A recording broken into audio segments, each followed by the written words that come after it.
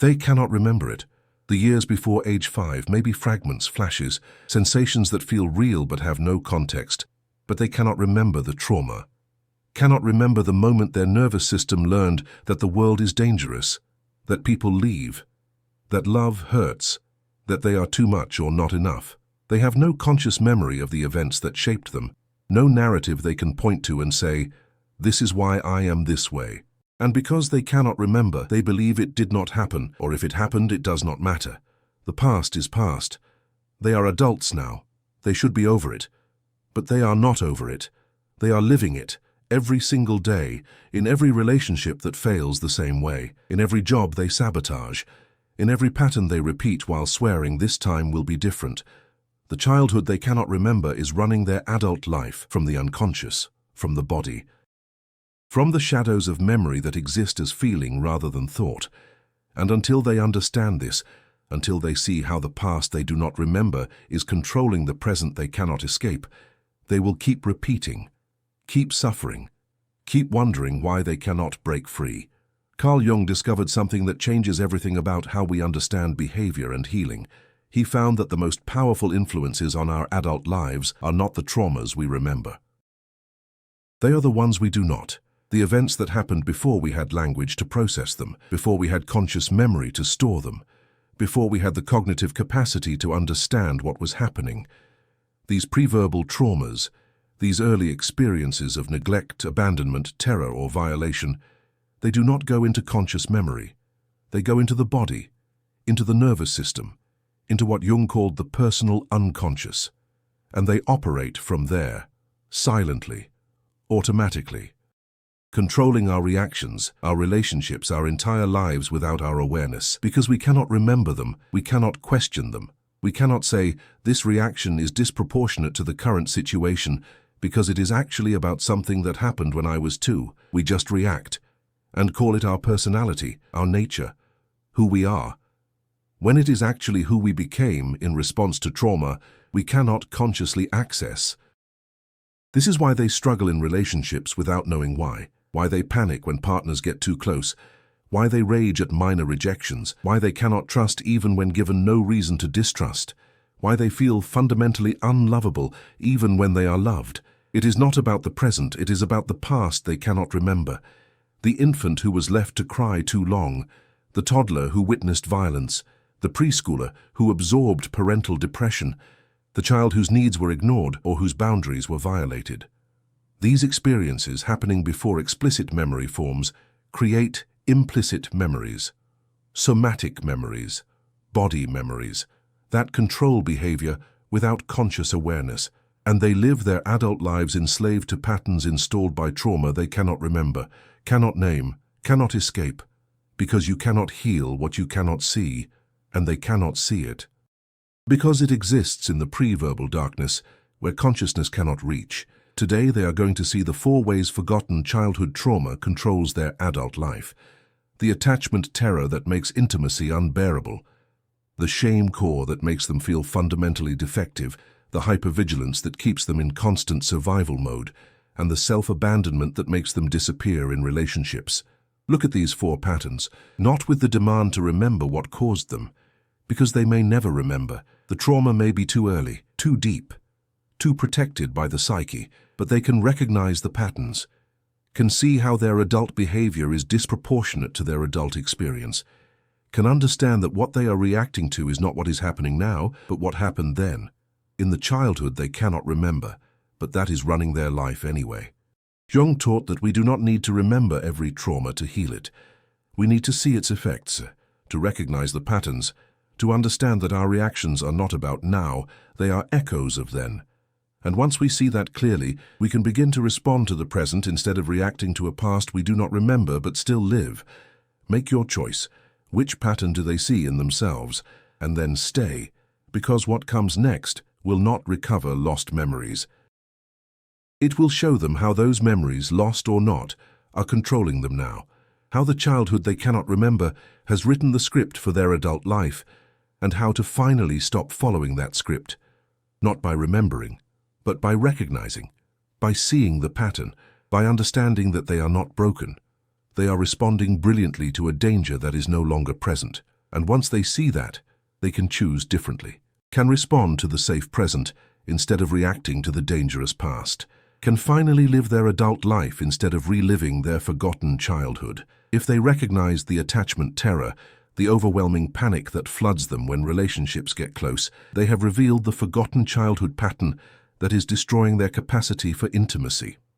They do not remember being abandoned, do not remember the parent who was inconsistently available, do not remember crying without being soothed. But their body remembers, their nervous system remembers, and now as an adult, when someone gets too close, when intimacy threatens, their system floods with terror, not conscious fear they can rationalize, but primal panic they cannot control. Their heart races, their breath shortens, they feel overwhelmed, suffocated, trapped, and they run, or they push the person away, or they sabotage the relationship before it gets deeper, not because they want to, but because their body is screaming that closeness equals danger, that attachment equals abandonment, that letting someone in means being destroyed. If attachment terror is their pattern, they do not need to remember the original trauma. They just need to recognize that their adult panic is disproportionate, is not about the current partner, is about the past they cannot access. They developed this terror before they had words. Maybe they were left to cry in infancy. Maybe their primary caregiver was depressed, dissociated, unavailable. Maybe they were passed between caregivers with no stable attachment figure. Maybe they experienced medical trauma, hospitalization, separation. Whatever the cause, their developing nervous system learned a devastating lesson. Closeness is dangerous. People leave. Attachment equals pain. And this lesson did not go into their conscious memory. It went into their autonomic nervous system, into their implicit memory, into the body, and it has been operating ever since, controlling every relationship, sabotaging every chance at real intimacy, creating a pattern where they long for connection but panic when they get it, where they chase unavailable people but run from available ones, where they desperately want love but cannot tolerate being loved. In Jungian terms, this is the wounded child archetype trapped in the unconscious, the part of the psyche that experienced early relational trauma and never integrated it. Jung taught that unintegrated early experiences become complexes, autonomous parts of the psyche that take over when triggered. If attachment terror is their pattern, the wounded child complex activates every time intimacy threatens, and when it activates, they are no longer an adult responding to a current situation. They are an infant or toddler re-experiencing the original terror. The terror of being alone, of not being soothed, of attachment figures disappearing, and they react accordingly, with panic, with rage, with desperate attempts to escape the situation that is triggering the complex, but they do not understand why, cannot remember the original trauma. Just know that closeness feels unbearable. People with attachment terror live in a devastating paradox. They crave intimacy more than anything, spend their lives seeking connection. But the moment they get it, the moment someone actually shows up, actually wants to be close, their system goes into fight or flight. They find themselves picking fights, creating distance, focusing on flaws, anything to create breathing room because the closeness feels like death. Not metaphorical death, physiological threat. Their body believes they are in danger. And no amount of rational knowledge that the current partner is safe overrides the somatic memory that attachment equals abandonment. So they destroy relationships, push away people who love them, and feel powerless to stop it. Because they do not understand what is driving the behavior, do not remember the childhood that installed the terror. The cost is profound. They live alone even when they desperately want partnership. They sabotage every relationship that could become real. They hurt people who did nothing wrong, and they hate themselves for it. They tell themselves they are broken, damaged, incapable of love. When the truth is, they are terrified of a danger that is no longer present, of a trauma they cannot remember, of an abandonment that already happened and cannot happen again because they are no longer dependent infants. They are adults, with choice, with agency, with the ability to regulate their own nervous system, but they do not know that. Because the wounded child is in control, and the child only knows terror. Breaking this pattern does not require recovering memory. It requires recognizing the pattern, seeing that their panic about intimacy is disproportionate to the current relationship. understanding that their body is reacting to then, not now, and learning to soothe the terrified child part while staying present as the adult. This requires therapy, somatic work, practices that teach the nervous system that closeness is safe, that attachment does not equal abandonment, that they can be loved without being destroyed, slowly, gradually. Through repeated experiences of safe intimacy, their system learns a new pattern and the attachment terror loosens, not by remembering but by repatterning, by creating new implicit memories that override the old ones that prove closeness can be safe and attachment can last. If this revealed their pattern, subscribe to learn how forgotten childhood controls adult life. Comment which pattern they see. Their awareness might help someone else recognize theirs. If they recognize the shame core, the pervasive sense of being fundamentally wrong or defective, with no memory of why, they have revealed the forgotten childhood pattern that is poisoning their entire existence. They do not feel guilty for things they did. Guilt is about actions. Shame is about being. They feel wrong at their core, like something essential about them is broken, unacceptable, too much or not enough, and they cannot trace this feeling to a specific event, cannot remember being shamed, cannot point to the moment they internalized that they are defective. But the shame is there, always, coloring every interaction, whispering that they do not deserve good things, that people will eventually see the truth about them and leave. That they must hide who they really are because who they really are is unlovable. If the shame core is their pattern, they do not need to remember where it came from. They just need to recognize that this sense of fundamental wrongness is not truth. It is a wound from the childhood they cannot access. They absorbed this shame before they could understand it. Maybe they had a parent who was critical, who communicated through tone or expression that the child was a burden, a disappointment, wrong. Maybe they had a caregiver who was overwhelmed and the child internalized that their needs were too much. Maybe they cried and no one came and the pre-verbal message was, "You do not matter."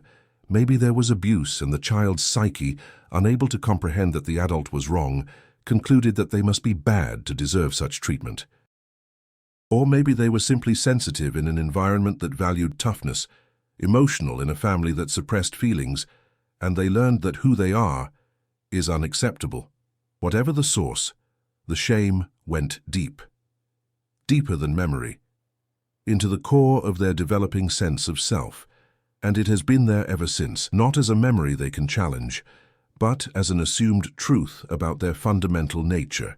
In Jungian psychology, this is the shadow self being confused with the actual self. Jung taught that the shadow contains everything we reject about ourselves, but when shame is installed in early childhood, before the ego is fully formed, the child does not develop a healthy self to which shadow can be contrasted. Instead, they develop a shame-based identity. They believe they are the shadow, that their core self is wrong, bad, unacceptable, and they spend their entire life trying to compensate, trying to be good enough, trying to prove their worth, trying to hide the defective core they believe defines them, and no amount of achievement, approval, or external validation touches the shame. Because the shame is not based on anything they did, it is based on who they believe they are, and that belief was formed before they could question it. People with a shame core live in constant fear of being exposed. They achieve but feel like frauds. They are loved but do not believe it is real, because if people really knew them, they would leave. They apologize constantly, take responsibility for things that are not their fault, make themselves small, try to be perfect, anything to manage the core belief that they are fundamentally unacceptable, and they have no idea where this came from, cannot remember the shaming, cannot trace the shame to a source. It just is, always has been, a background radiation of wrongness that colors everything, and they think it is truth, think it is clarity, think they are seeing themselves accurately, when what they are actually seeing is a wound masquerading as identity. The cost is total. They cannot fully receive love because they believe they do not deserve it, cannot celebrate success because they believe they did not earn it, cannot be authentic because they believe their authentic self is the problem. They live curated lives, performing acceptability, hiding anything real, managing how they are perceived to avoid the exposure they believe would destroy them, and they are exhausted. The performance is relentless. The shame is constant. And they cannot stop because stopping means being seen, and being seen means being rejected for being fundamentally wrong. Except they are not wrong, the shame is. But they do not know that, because the shame was installed before they had consciousness to question it. Breaking free from shame core does not require remembering where it came from. It requires recognizing that pervasive shame about who you are, as opposed to what you have done, is always a wound, never truth. Requires understanding that infants and toddlers internalize their caregiver's states as information about themselves. If the caregiver is overwhelmed, the child believes they are overwhelming. If the caregiver is disconnected, the child believes they are unlovable. This is not accurate, but it is how young psyches work, and once the shame is installed, it operates as truth, until someone helps them see that core shame is always inherited or installed. It is never true. They are not fundamentally defective. They are fundamentally wounded, and wounds can heal, but only when they stop treating the wound as identity and start treating it as what it is. An old injury from the childhood they cannot remember that is still controlling how they see themselves. They are not the shame. They are the person carrying it, and they can put it down.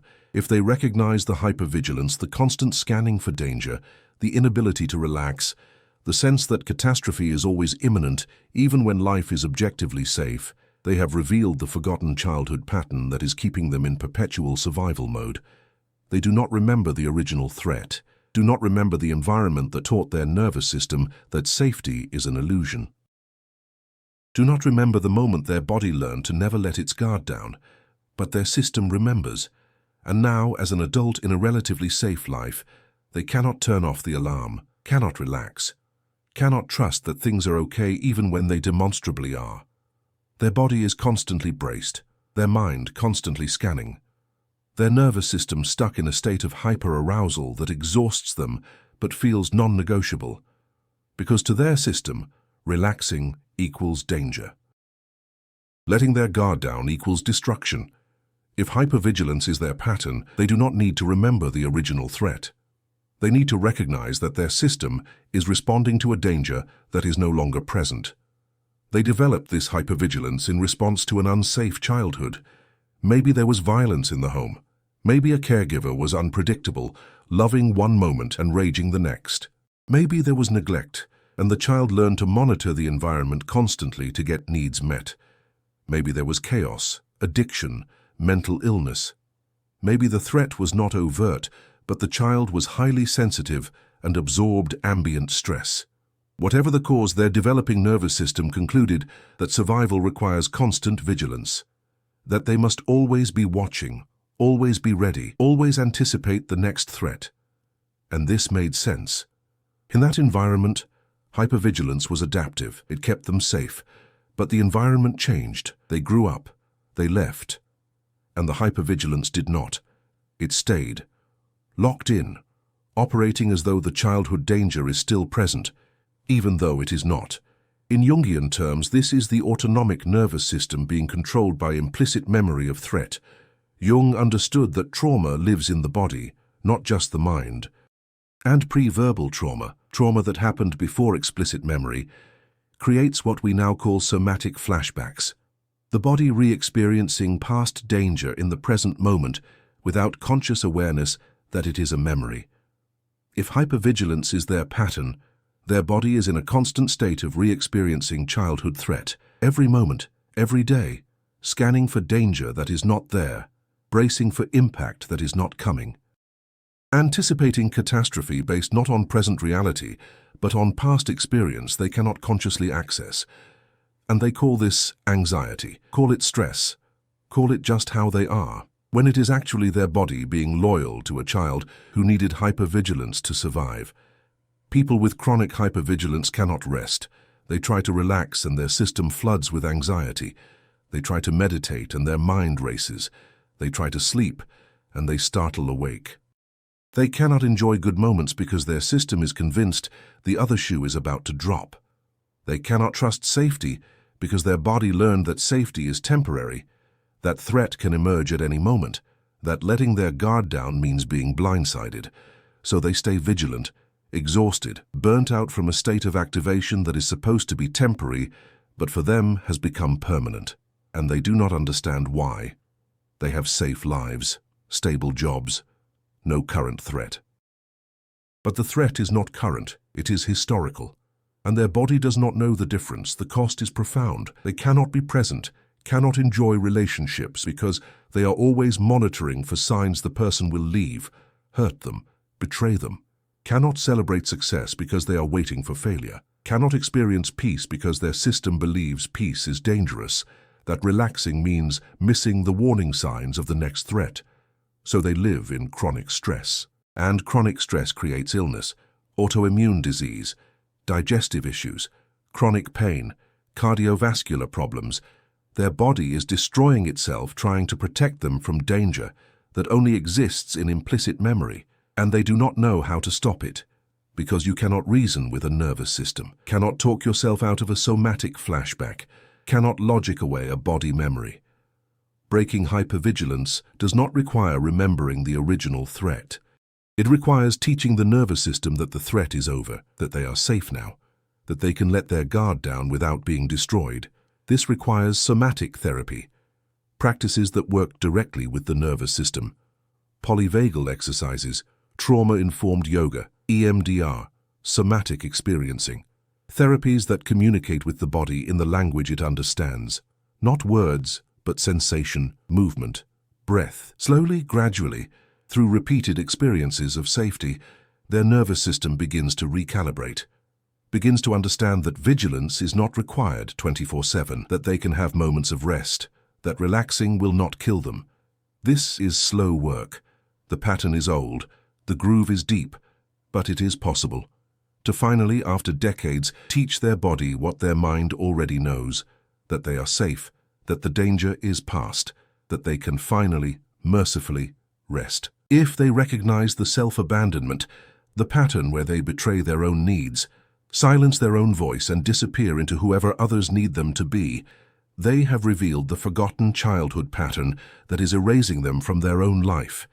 They do not remember learning to abandon themselves, do not remember the moment they concluded that their needs do not matter, their truth is not welcome, their authentic self is unacceptable, but they learned it, early, deeply. And now as an adult, they cannot stop doing it, cannot prioritize their own needs without guilt, cannot speak their truth without fear, cannot be themselves without anxiety that they are too much. So they perform, they accommodate, they become whoever the room needs, and they call this kindness, call it being easygoing, call it not being selfish, when it is actually self-abandonment so complete that they have forgotten there is a self to abandon. If self-abandonment is their pattern, they do not need to remember when it started. They need to recognize that constantly betraying themselves is not love. It is slow suicide. They learned self-abandonment as a survival strategy. Maybe they had a parent who could not handle the child's needs, emotions, or autonomy. Maybe expressing needs led to rejection, rage, or withdrawal. Maybe being authentic meant being punished. Maybe the family system required someone to be the easy child, the one who did not add to the burden. So they became that. They learned to suppress their needs, silence their feelings, hide their truth, make themselves small, quiet, undemanding. And it worked. They were praised for being mature, selfless, easy. They avoided conflict, maintained connection, survived. But the cost was self. The cost was learning that love requires betraying who you are. That to be accepted means abandoning yourself. That your needs, your voice, your authentic self are problems to be managed, not rights to be honored. In Jungian terms, this is the complete sacrifice of self to persona in service of attachment. Jung warned that when maintaining relationship requires destroying authenticity, the person becomes hollow. They have a social self, but no true self. They perform, but do not exist. If self-abandonment is their pattern, they developed a false self in childhood that was designed to earn love by being whatever was needed, and the true self went into shadow, unexpressed, unacknowledged, waiting for permission to finally exist. But permission never comes, because they learned that authentic self equals rejection, so they keep performing, keep accommodating, keep betraying themselves in every interaction, and wonder why they feel so empty when they are so loved. It is because they are not loved, the performance is loved. They are unknown. People who chronically abandon themselves live as ghosts in their own lives. They have relationships, but feel unseen. They have friendships, but feel unknown. They are constantly giving, but never receiving because they never ask. They say yes when they mean no, stay when they want to leave, agree when they disagree. And they feel nothing.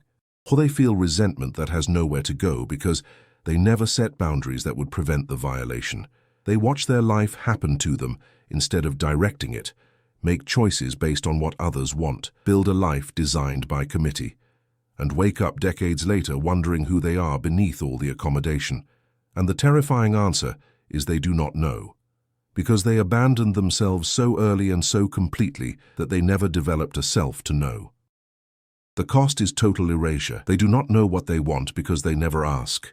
Do not know what they think because they always defer. Do not know who they are because they have been everyone else. They are angry but cannot express it.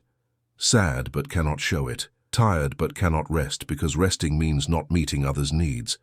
They live to serve, to accommodate, to make others comfortable, and they disappear, not dramatically, quietly. A slow fade into non-existence, while everyone thinks they are fine, happy, selfless, when what they actually are is gone. Erased by a pattern of self-abandonment, so normalized that they call it virtue. Breaking self-abandonment requires the most difficult practice. They must start showing up for themselves the way they show up for everyone else. Must practice asking, what do I need? What do I want? What do I actually think? And then honoring those answers even when it disappoints others. Even when it creates conflict. Even when it costs them approval. Because living for others' approval costs them their life, their actual life, the one where they exist, where they matter, where their needs are as valid as everyone else's. This is not selfish, this is survival, not physical survival, soul survival, the reclamation of self from the shadow of accommodation, and it requires saying no, requires disappointing people. Requires risking that if they stop abandoning themselves, others will abandon them, and some will. The ones who only valued their willingness to disappear. Let them go. They were not loving them anyway. They were using the space where a person used to be. And they deserve to finally be a person. Not a performance, not an accommodation, a person, with needs, with voice, with self. Finally, fully, here. Now that they have seen which forgotten childhood pattern is controlling their adult life, now that they understand their reactions are disproportionate, not because they are broken, but because they are responding to a past they cannot remember, it is time to face what Carl Jung discovered that changes everything about healing and transformation. We do not need to remember childhood trauma to heal from it. We need to recognize its effects. Need to see how our adult behavior is not random, not personality, not who we are. It is adaptation. Brilliant, life-saving adaptation to circumstances that no longer exist. The attachment terror made sense when attachment meant abandonment. The shame core made sense when they absorbed a caregiver's overwhelm as evidence of their wrongness. The hypervigilance made sense in an unsafe environment. The self-abandonment made sense when authentic self meant rejection. All of it was adaptive. All of it kept them alive. But what was adaptive then is destructive now, and they are living as though the childhood circumstances still exist, responding to dangers that are no longer present, protecting against threats that are long gone, all because they cannot remember. And what is not remembered operates as though it is still happening. Jung spent decades studying how early experience shapes the psyche. And he discovered that pre-verbal trauma, trauma that happens before ages 3 to 5 when explicit memory develops, is the most powerful. Not because it is worse necessarily, but because it cannot be recalled, examined, or challenged. It exists as implicit knowledge, body knowledge, somatic truth. The child's nervous system and developing psyche absorb the environment and draw conclusions. This is safe or this is dangerous. I am wanted or I am a burden. Love is consistent or love is conditional. People stay or people leave. These conclusions become the operating system, the lens through which all future experience is filtered, and they run automatically, unconsciously, without the person understanding that they are viewing adult reality through childhood conclusions that were formed in response to circumstances they cannot remember. This is why they keep repeating patterns that do not serve them. Why they sabotage relationships that are actually safe, because their system believes safety is impossible. Why they feel shame that has no current source, because the shame was installed before memory. Why they cannot relax, even when life is stable, because their body learned that stability is temporary. Why they abandon themselves even when self-advocacy is possible, because authentic self once meant rejection. They are not choosing these patterns, they are being controlled by them, by implicit memories that operate below conscious awareness, by a childhood they cannot remember, but that remembers them, that shapes them, that runs them, until they finally see it, until they recognize that their reactions are not about now, they are about then. And seeing that is the beginning of freedom. But here is what makes healing childhood trauma so difficult when you cannot remember it. The mind wants a narrative, wants to know what happened, wants to point to the event and say, that is why I am this way. And when there is no narrative, when the trauma is pre-verbal, people often dismiss it, tell themselves it could not have been that bad if they do not remember, tell themselves they are making it up, being dramatic, that they should just get over it. But trauma is not measured by memory, it is measured by impact, and pre-verbal trauma has massive impact. It shapes the core of who they believe they are, how they relate to others, how they experience the world. And you do not need a narrative to heal impact. You need recognition. Recognition that the patterns are disproportionate, that the fear is bigger than the situation, that the shame has no current source, that the vigilance is responding to threat that is not present, that the self-abandonment is outdated adaptation. Once they see this, once they stop believing the patterns are truth and start seeing them as wounds, healing becomes possible. Jung taught that the way to heal implicit memory is not through recall, it is through repatterning, through creating new experiences that teach the system something different. The person with attachment terror does not need to remember the original abandonment. They need repeated experiences of consistent, safe intimacy that teach their system attachment can last. The person with shame core does not need to source the shame. They need relationships where they are seen fully and chosen anyway. The person with hypervigilance does not need to remember the original threat. They need somatic practices that teach their nervous system it is safe to rest. The person with self-abandonment does not need to trace when it started. They need practice prioritizing themselves and discovering they are not rejected for it. Healing happens not through excavating the past, but through living differently in the present, until the present creates enough new data that the system can finally update, can finally recognize that childhood circumstances no longer apply, that they are adults now, with choice, with agency, with the capacity to respond to what is actually happening instead of reacting to what is not. So now they know which forgotten childhood pattern is controlling their adult life. They understand that their reactions are not random, not personality flaws, not evidence they are broken. They are old adaptations to circumstances they cannot remember. But awareness alone does not heal implicit memory. Repatterning does.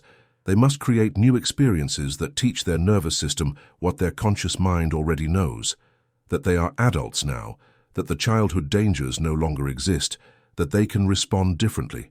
This is not intellectual work, this is somatic work, body work, practice that communicates safety to the parts of them that learned danger before they had language.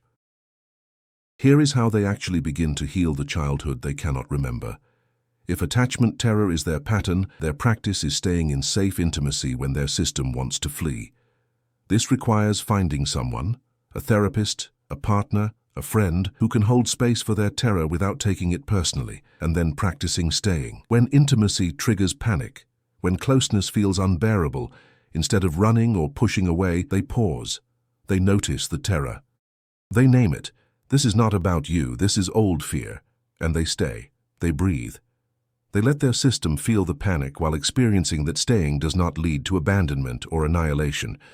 This is exposure therapy at the nervous system level. Repeated experiences of, I felt terror, I stayed, nothing bad happened. Slowly, the implicit memory begins to update, begins to learn that attachment can be safe, that closeness does not equal destruction, that they can let people in without being abandoned. This is slow, the terror is old, but through repetition, through staying when every cell wants to run, they repattern. If shame core is their pattern, their practice is radical self-disclosure. They must practice being seen fully and discovering they are still accepted. This means sharing with safe people the parts they believe are shameful, the needs they think are too much, the emotions they believe are wrong, the authentic self they have been hiding, and seeing that full disclosure does not lead to rejection. This is terrifying. Their system believes that being fully known equals being abandoned, so they must do it in small doses, with people who have earned their trust. But they must do it, must practice being fully themselves and experiencing that they are still loved. Each time they disclose and are met with acceptance, they create new data, new implicit memory that challenges the core shame. That proves being themselves does not equal rejection. Slowly the shame core loosens, not through understanding where it came from, but through experiencing that it is not true. If hypervigilance is their pattern, their practice is somatic regulation. They must teach their nervous system to downregulate, to move from hyperarousal to calm. This requires practices that work with the body directly: deep breathing, progressive muscle relaxation, yoga, somatic experiencing, EMDR, polyvagal exercises. They practice daily, multiple times per day, short doses of intentional calming, and they notice what happens. Notice that their system resists, that calm feels dangerous, that relaxing triggers anxiety, and they stay with it anyway. They communicate to their body through repeated practice. We are safe. The threat is over. It is okay to rest. Over time, through hundreds of micro-practices, their nervous system begins to believe it, begins to allow moments of rest, begins to understand that vigilance is not required 24/7. The hypervigilance does not disappear, but it becomes less constant, and they get moments of peace, which become minutes, which become their new baseline. Slowly, if self-abandonment is their pattern, their practice is choosing themselves once per day. One small choice based on what they want instead of what others want. One moment where they prioritize their needs, one boundary they set, one truth they speak, and they sit with the discomfort when others react, when people are disappointed, when conflict arises, and they do not immediately betray themselves to fix it. They stay with their choice, they defend their boundary, they stand by their truth, and they discover that self-advocacy does not lead to abandonment. That people can be disappointed and still stay. That they matter as much as everyone else. Each choice for self instead of others creates new neural pathways, new implicit memory. Slowly, choosing themselves becomes possible, then becomes normal, then becomes non-negotiable, but only through practice, through repeatedly doing the thing their system says will destroy them, and discovering it does not. For all patterns, the work is the same. Create new experiences that challenge old conclusions. They do not need to remember the childhood. They need to live differently now, to respond to present reality instead of past programming. And slowly, through patient repetition, their nervous system updates, begins to recognize that they are not in childhood anymore, that the dangers have passed, that new responses are possible. This is not fast, this is not easy, but it is possible. To heal the childhood they cannot remember by living the adulthood they can finally choose. One practice at a time, one new experience at a time, one moment of responding differently at a time, until responding differently becomes who they are. They have walked through something today that most people never see. They have looked directly at their adult patterns and recognized them as responses to a childhood they cannot remember. The attachment terror responding to abandonment they do not recall. The shame core installed by experiences they cannot access. The hypervigilance protecting against threats no longer present. The self-abandonment learned in circumstances long gone. Each pattern brilliant adaptation then, each pattern destructive limitation now. And they have been living as though the childhood is still happening, responding to dangers that are past, protecting against threats that are over, all because they cannot remember. And what is not remembered runs them, controls them, limits them, until they finally see it. See that their reactions are disproportionate. See that they are living a childhood script in an adult body. See that they can choose differently. Finally, now, today. Carl Jung taught that the most important psychological work is making the unconscious conscious, bringing shadow into light. And for early childhood trauma, the trauma that cannot be consciously recalled, This work is not about recovering memory. It is about recognizing pattern, about seeing that the way they react is not about present circumstances. It is about past programming. And once they see that, once they understand that they are not broken, they are wounded, everything changes. They stop treating the patterns as personality, stop accepting them as inevitable, stop believing this is just who they are, and they start treating them as what they actually are: old adaptations to circumstances that no longer exist, adaptations that were necessary once. That kept them alive, that served them brilliantly, but that are now obstacles to living fully, to loving deeply, to existing authentically, to being present instead of constantly reacting to a past they do not remember. The childhood they cannot remember is running their adult life, but it does not have to. Not anymore. Not once they see it. Not once they understand that their nervous system is loyal to a child who needed these adaptations to survive, but they are not that child anymore. They are adults, with resources, with choice, with agency, with the capacity to create safety that was not available then, to choose differently than they could then, to respond to what is actually happening instead of reacting to what is not. And this begins with recognition, with seeing the pattern, with understanding that attachment terror is not truth about intimacy, shame core is not truth about their worth, hypervigilance is not truth about present danger, self-abandonment is not truth about their value. These are wounds, old wounds, from a time they cannot consciously access, but wounds can heal through new experiences, through repatterning, through patient, persistent practice of responding differently until responding differently becomes natural. Which pattern did they recognize? Attachment terror, shame core, hypervigilance, self-abandonment? And will they keep living controlled by forgotten childhood? Keep reacting to past circumstances as though they are present? Keep allowing a childhood they do not remember to determine their adult life? Or will they finally begin the work of recognizing the pattern, understanding its origin, and slowly, patiently, creating new experiences that teach their system something different? Share which pattern they saw. Their honesty might help someone else recognize that their adult struggles are responses to childhood trauma they cannot remember. Subscribe for more on healing pre-verbal trauma and reclaiming adult life. 2 more videos appearing now. Choose one to continue. Until we meet again, remember this: the childhood they cannot remember is running their adult life. But memory is not required for healing. Recognition is. They do not need to know exactly what happened. They need to see that their patterns are disproportionate, that their reactions are bigger than the situations, that they are responding to then, not now.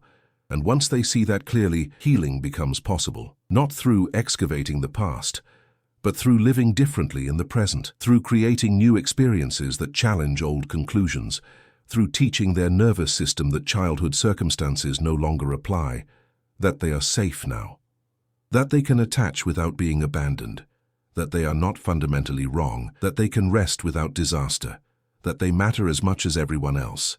These truths cannot be thought into being.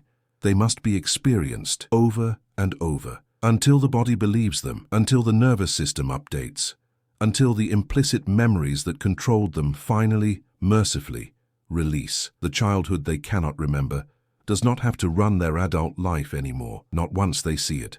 Not once they choose differently, not once they commit to the slow, difficult, revolutionary work of repatterning, of creating new truth, of finally living their adult life instead of reliving their forgotten childhood.